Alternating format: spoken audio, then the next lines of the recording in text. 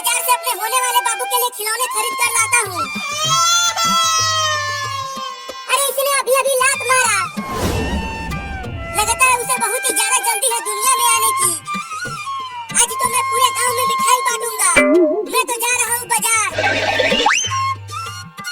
चिंटू और चिंकी तुम दोनों मेरे पास आओ। आ रहे हैं मम्मी। क्या हुआ मम्मी, तुमने हमें क्यों बुलाया? मैंने इसलिए बुलाया कि अब तुम दोनों का एक और छोटा भाई आने वाला है।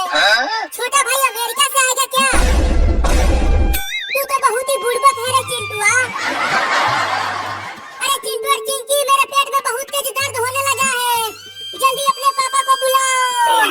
लेकिन पापा तो बाहर चले गए। अब तक तो वो बहुत ही दूर चले गए होंगे। तो फिर जल्दी मुझे हॉस्पिटल लेकर चलो।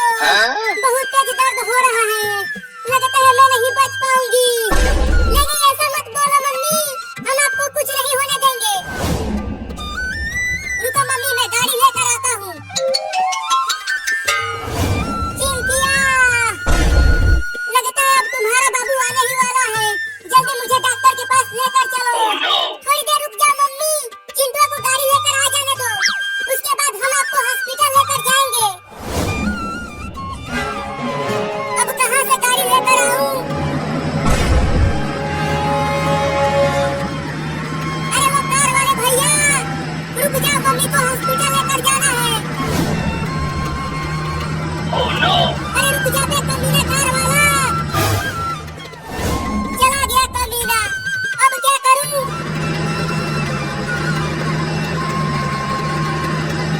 चलता हूँ, अब बुलडोजर को रोकता हूँ।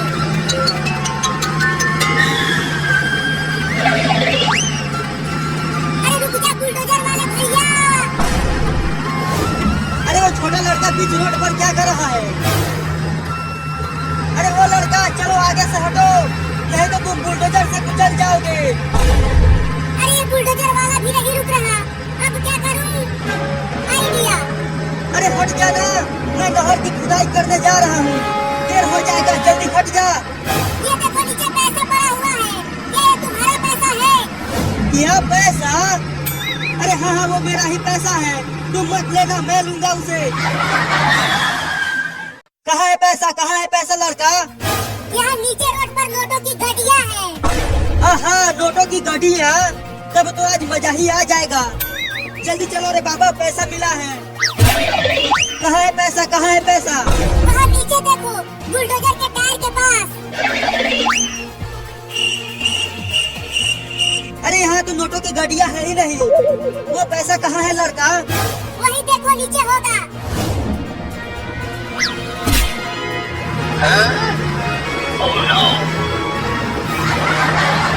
अरे ये बुलडोजर कैसे चलने लगा?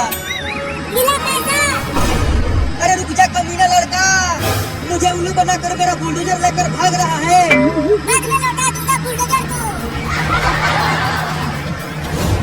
मेरा बुलडोजर लेकर भाग गया कमीना लड़का, अब नहर की खुदाई कैसे करूंगा?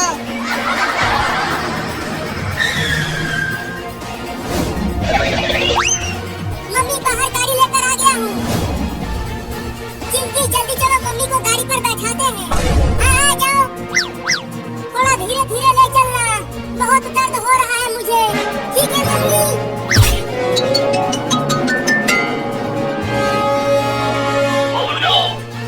अरे चिंटू, तू तो बोल रहा था कि तूने गाड़ी लाया है, लेकिन ये तो बुलडोजर है। बहुत कोशिश के बाद बस यही मिला, तो ले आया इसे। चलो अब इसी में, चलो अब चलते हैं। अरे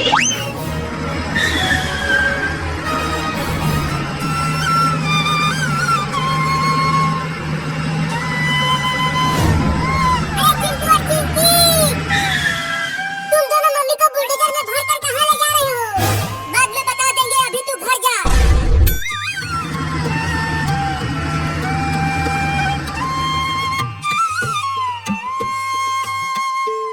चलो तुम दोनों बाहर जाओ। अंदर नहीं रह सकते क्या डॉक्टर?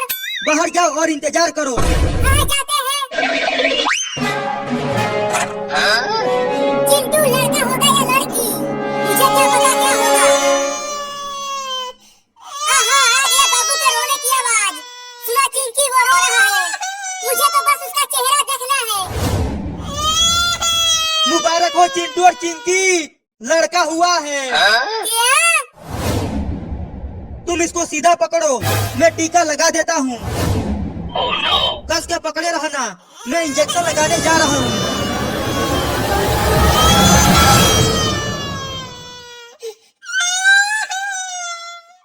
हमें इतनी ज़्यादा है कि रब्बुल करीम ये फरमाते हैं कि बहुत अपनी शान करीम के ज़ुबान माफ़ फरमा सकते हैं, लेकिन अल्लाह के बंदे के हुक्म जिसने कमाल किए हैं वो जब तक अल्लाह के बंदों को उनका हक न दे दे माफ़ नहीं फरमा सकते। जिस तरह वालिदैन के हक़ में ऐसे ही शोहर का बीवी पर और बीवी का शोहर पर हक़ है। कुरान करीम ने इस मामले में दोनों के हक़ाइक़ को यकसा करार दिया है, यानी अगर शोहर बीवी से अपने होना चाहता है तो यही शक्ल बीवी की है कि इसका हक़ है कि वो अपने शोहर से पूरी करे। और इसी बना पर रमज़ान के हवाले से फरमाया गया है, हमें मालूम है कि ये एक ज़रूरियात है कि इसके सरफराज के दौरान ये हक़ अदा हो सकता है। इसका करना नामुमकिन करार दिया गया है। अगर शोहर ये मौका रखता है कि इसके लिए इसके सारे काम नंबर पेश आए या अगर इसका एहतराम किया जाए और इससे ताल्लुक़ किया जाए तो इसके हिदायत में ये बात भी शामिल है कि इसको अपने आमदाद किया जाए कि इसके तारीख भेजी जाए, इसके साथ इस ताल्लुक़ को मजबूत किया जाए जिसके बारे में हदीस में फरमाया गया है कि अगर एक शख्स का पड़ोसी भूखा सोता है तो ये इसके ईमान न होने की अलामत है। गोया ईमान की अलामत ये है कि हमें ये मालूम हो कि हमारा पड़ोसी किस हालत में है। ये हक़ जो पड़ोसी का है रोज़ी के दौरान और बढ़ जाता है, क्योंकि रोज़ा वो शोरी हासिल कोशिश है जिसमें हम अल्लाह ताला के दिए हुए कमाल को दर्जा कमाल नाफिज करना चाहते हैं। जायज़ लेकर देखने की ज़रूरत है कि हमारा रोज़मर्रा का तर्ज़ अमल किया गया काफ़ी। अलविदा हमने अपने रोज़मर्रा के मामलात में अपने पड़ोसियों को अहमियत देते हैं ताकि ये पड़ोसी का रोज़े के दौरान वो बढ़ जाता है, क्योंकि रोज़ा और शोरी की कोशिश ये है कि हम अल्लाह ताला के दिए हुए कमाल को दर्जा कमाल नाफिज करना चाहते हैं। जायज़ लेकर देखने की ज़रूरत है कि हमारा रोज़मर्रा का तर्ज़ अमल क्या है। काफ़ी बूढ़े हम अपने रोज़मर्रा के मामलात में अपने पड़ोसियों की अहमियत देते हैं। क्या हम जानते हैं कि हमारे पड़ोसी में जो लोग बस रहे हैं उनके हालात क्या हैं। हम दूर से ये देख कर एक शख्स सुबह 8 बजे या 7 बजे अपने घर से निकलता है, अच्छे खलूस के पास में मजलूस है, दफ्तर में दफ्तर की तरफ जा रहा होगा, ये फैसला नहीं कर सकते वो किन मसाइल मुश्किलात में मुब्तला है, इसकी ज़रूरियात क्या हैं। जब तक इससे करीबी ताल्लुकात काम ना करें हम इसके बारे में ना कोई अंदाज़ा नहीं हो सकता। रमज़ान के दौरान एक पड़ोसी को अपने यहाँ मुतलक़ करना या इसके यहाँ अफ्तारी भेजना इसके हुकूक की मुकम्मल अदायगी नहीं कहा जा सकता। ये तमाज़ एक तारुफ नहीं कहा जा सकता है। इसके साथ में बात कर अंदाज़ा हो सकता है कि हम इसकी किस तरह मदद कर सकते हैं। रमज़ान के अलावा भी अगर घर में कोई ख़ास खाने की चीज़ तैयार की गई हो और पड़ोसी के यहाँ इसका हिस्सा भी भेज दिया जाए तो यह क़ुव्वत मोहब्बत बढ़ने का एक अच्छा ज़रिया बन सकता है। इंसान माशरे में इख्लाफ़ एक फितरी चीज़ है, लेकिन अगर इख्लाफ़ बदकलामी और गाली गलौज की शक्ल इख्तियार की जाए तो दीन में हमें इसकी इजाज़त नहीं देता। रोज़ में ख़ुसूसन अगर कोई शख्स हमारे हाथ पर डाका डाले और हमसे बदकलामी या झगड़ा करे तो सही इस्लामी तरीका इसकी तालीम नबी करीम सल्लल्लाहु अलैहि वसल्लम ने हमें दी है।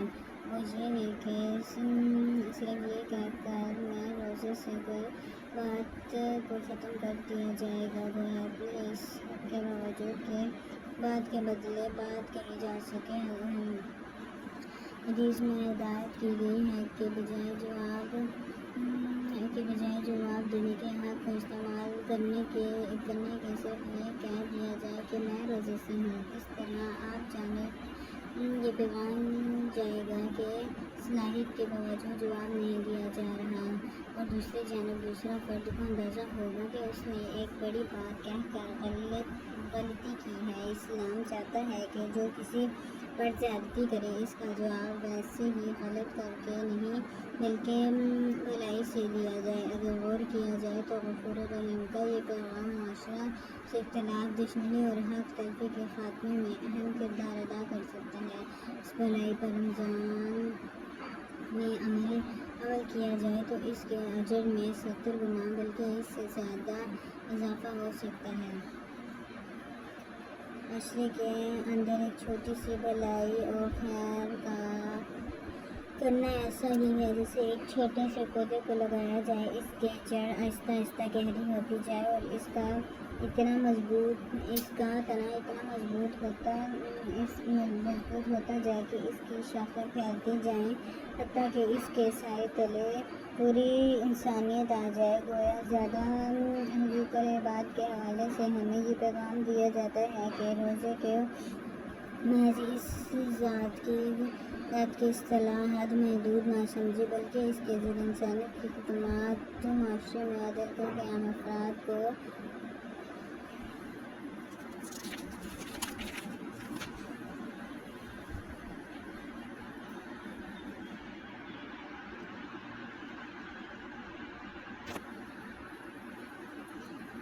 ज़रूरत की फराहमी के साथ अख़ुवत भाईचारे के रिश्ते को उसवार करने का ज़रिया बनाए। रोज़े के हवाले से ये बात भी ज़हन में रखनी चाहिए कि हुक़ूक़-उल-इबाद का मामला अल्लाह से कम नहीं है। ये तो मुमकिन है कि अल्लाह के हुक़ूक़ में कोई कमी रह गई हो जिसे वो अपनी अज़ीम रहमत की बिना पर माफ़ फरमा दिया जाए, इसका हिसाब ना करें। मसलन अल्लाह ताला का ये हक़ है कि बंदा इसका शुक्र अदा करते हुए आने सुबह इसके घर में हाजिर हो, इसकी बंदगी का इजहार करे, इसके सामने सिराताब को झुका दे। लेकिन किसी बिना पर एक शख्स अल्लाह ताला के पास हुकूक अदायगी ना कर सका तो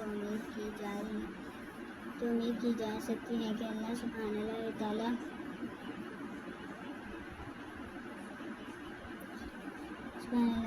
जो रहमान करीम है और हर मामले में अपने बंदों से दरगुजर मोहब्बत फरमाता है। इस महसूस करीम से अगर चाहे तो इस शख्स के साथ गफूर दरगुजर काम लेकर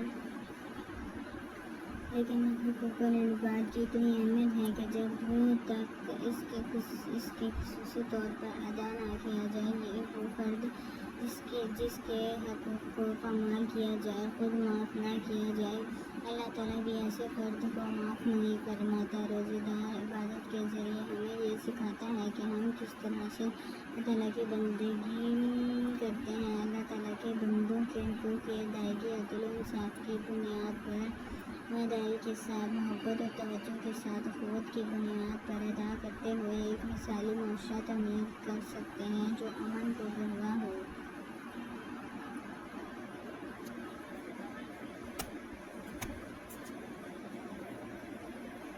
कुरान करीम की इज्तिमा पर गैर मामूली ज़ोर देता है कि इस्लाम में तमाम इबादत इज्तिमाई हैसियत रखती है। कुरान करीम और सुन्नत मुतहरा ने हमें यह दुआ सिखाई है कि वो सब इज्तिमाई दुआएं हैं। इसीलिए यूँ मालूम होता है कि कुरान सुन्नत का मदाद ख़ुसूस चंद ऐसे अफराद की तैयारी नहीं जो अपनी ज़ात की हद तक इबादत का इत्मीनान करते हों, बल्कि ऐसे अफराद मतलूब में जो दूसरों के हकूक़ का एहतराम करते हैं। रोज़े का मकसद ऐसे अफराद तैयार करना नहीं है जो अपनी ज़ात में मुजस्सम भलाई तो हों, लेकिन जिनकी भलाई से दूसरों को फ़ायदा ना पहुँचे। इन अफराद की मिसाल जो महज अपने तज़किरा और अपनी ज़ात की जना की फ़िक्र करते हैं, ऐसे है जैसे एक तस्बीह या हार के इंतहाई खूबसूरत मगर मुंतशर जलाने इनमें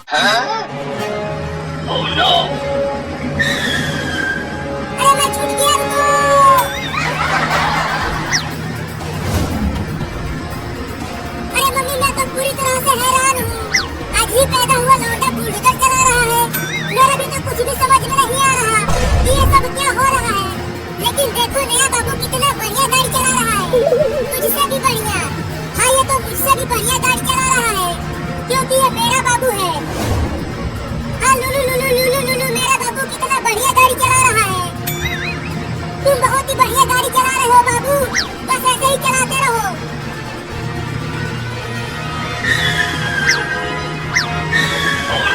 अरे नया बाबू, तू ये बुलडोजर कैसे चला रहा है? मुझे चक्कर आ रहा है, ऐसा मत चला, केवल सीधा चला। अरे ये अभी अभी दुनिया में आया है, तो बुलडोजर कैसे सही चलाएगा? बाबू बाबू, गाड़ी को टेढ़ा मेढ़ा मत चला, नहीं तो मैं गिर जाऊंगी। तू ये क्या पकपका रहा है रे? अरे आगे देखो सब, बाबू बुलडोजर को ट्रेन की लाइन की ओर ले जा रहा है। अरे बाबू, उधर गाड़ी को मत ले जाओ, ट्रेन बुलडोजर को उड़ा देगी।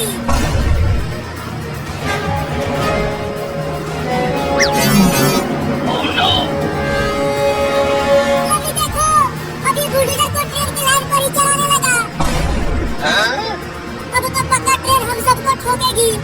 बाबू बाबू, बुलडोजर को रोड पर चलाओ, ट्रेन की लाइन पर नहीं। तू ये क्या बोल रहा है बाबू? आगे क्या है आगे?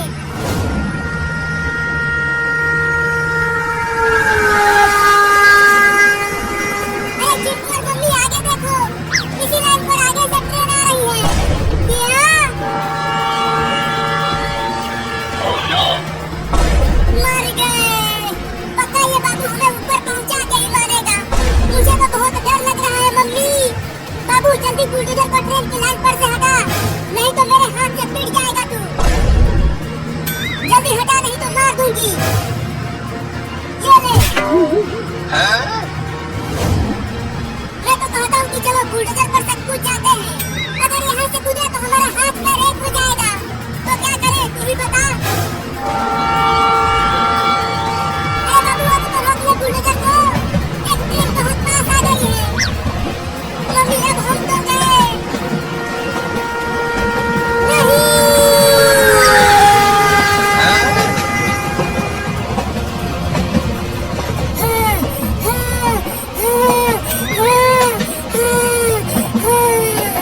अरे चिंटू, तू काम क्यों रहा है? देखो बच गए हैं हम, बार-बार बच गए हैं चिंटिया। मेरे तो गुर्दे सिकुड़ गए थे, लेकिन अभी भी पूरी तरह से बचे नहीं हैं। ट्रेन हमारे पीछे ही है। और तेज चलाओ, ट्रेन पास आती जा रही है।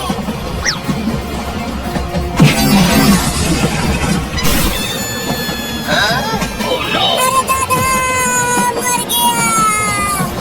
मम्मी कहाँ हो? बहुत चोट लगी है मुझे।